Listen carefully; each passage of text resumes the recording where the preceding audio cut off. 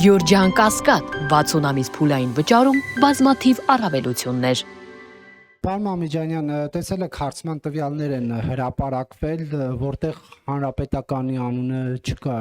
սա ինչպես կմեկնաբանեք, մոռացել է ձեզ ժողովուրդը։ Բարև ձեզ, պարոն Կիրակոսյան։ Ակնկալում էի, թե այդպես կձևակերպեք, բայց խնդիր չկա։ Խնդրում եմ հաշվի առնել, որ պատասխանը մի քանի հարթության մեջ անհրաժեշտ դիտարկել։ Հարթություն համար 1. 3 ամիս առաջ կատարված հարցումի բուն կատարվել է ավելի վաղ, բայց 3 ամիս առաջ հրապարակված արդյունքը դեռևս վերջնական չի։ Երկրորդ, ես կպատասխանեմ ձեր հարցին միանհանգստացեք։ Երկրորդ, ես չունեմ բացատրություն, թե ինչի ԱՌԱ-ը չի հրապարակել հանրապետականի կամ պատիվ ունեմի արդյունքները, չգիտեմ, չեմ խոսել հետները, առավոտյան եմ նայել հարցումը, բայց սրանից դուք ունեք իրավունք կասկածով մոտենալ իմ պատասխանին, բայց իրականում այդ վարկանիշը ինձ իրապես չի հետաքրքրում։ 3 չէ առաջի օրվա իմ ասուլիսը եւ գործադիրի հայտարարությունը կարծում եմ հենց դրա մասին էր, որ մեզ հետաքրքրում է մենակ մի բան՝ Նիկոլ Փաշինյանին իշխանությունից հեռացնելը։ Եկեք իրար հետ մտածենք, պարոն Կիրակոսյան,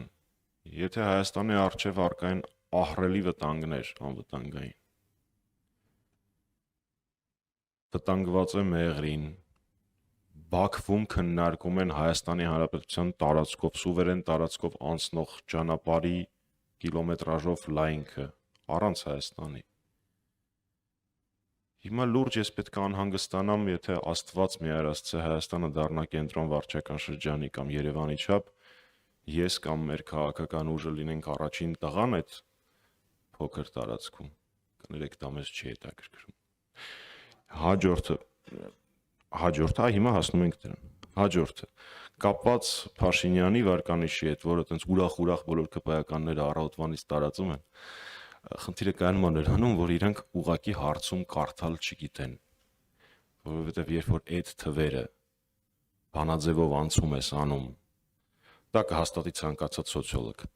բանաձևով անցում ես անում էլեկտորալ ռեյտինգի, ապա Փաշինյանի վիճակը այդքան էլ լավ չի լինում,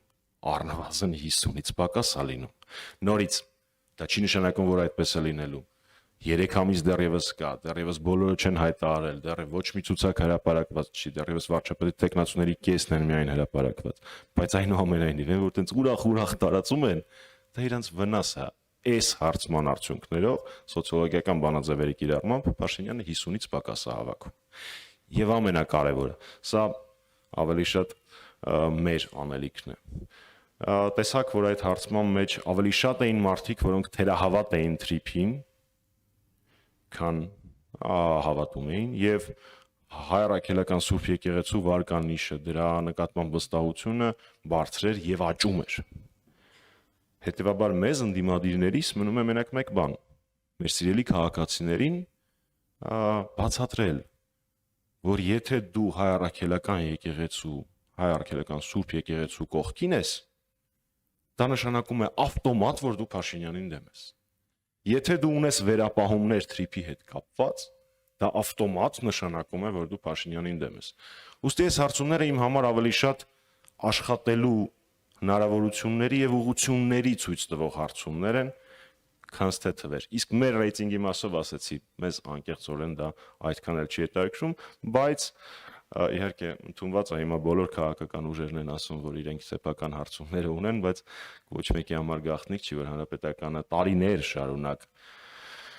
շատ բարձր հաճախականությամբ իրականացնում է հարցումներ եւ վստահեցնում եմ, որ մեր աշխատանքը կազմակերպելիս մենք հիմնվում ենք այդ թվերի վրա։ Այդ թվերը մինչ օրս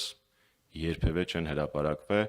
ու դժվար էլ հրապարակվեն, որովհետեւ մեզ համար դրանք աշխատանքային փաստաթղթեր են։ Ուստի վերահաստատելով միակ թիվը, որ ինձ այդ հարցումների մեջ հետաքրքրում է, դա թե այդ հարցման արդյունքներով ինչպես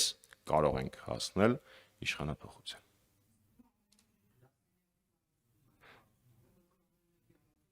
Չնայած ձեր հարցը չէր լսվել, որովհետև միկրոֆոնը չեք միացրել, դուք կասկածեիք ասում, որ ամեն մեկը իր գրասենյակի տարածքում անում այդ հարցումը։ Հանրապետականի դեպքը դա չի։ Հանրապետականի իրականացրած հարցումները իրենց ներառականությամբ, ընտրանքի ծավալով եւ պրոֆեսիոնալիզմով առնվազն չեն զիջում հրապարակված ոչ մի հարցման, եթե չասեմ ավելին են հաշվի առնելով դրանց պարբերականությունը եւ այն պրոֆեսիոնալներին, որոնք դրանով զբաղվում են։